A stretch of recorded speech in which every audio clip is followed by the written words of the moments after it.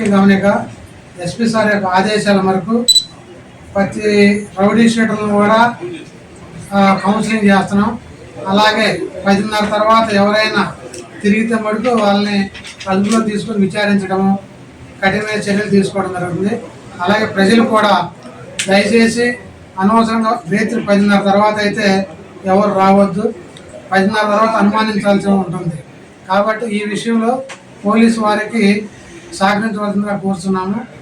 అలాగే ఇప్పుడు ఎక్కువగా స్కూళ్ళు పెట్టే టైం కాబట్టి ఆత్మకూరు బస్టాండ్లో బస్సులు ఎక్కేటప్పుడు కానీ దిగేటప్పుడు కానీ చాలా జాగ్రత్తగా ఉండాలి. రద్దీ ఉన్నప్పుడు ఎక్కువ తొక్కిసలాట రద్దీగా ఉన్నప్పుడు అంటే నేరం జరుగుతుందనేది గ్రహించాలి పబ్లిక్. అదొకటి మేము పోలీస్ తరఫున తెలియజేస్తున్నాము.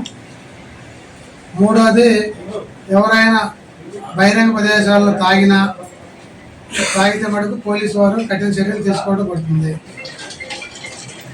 Like, share, subscribe. మరిన్ని వీడియోల కోసం గంట సింబల్ ని క్లిక్ చేయండి. Thanks for watching this video.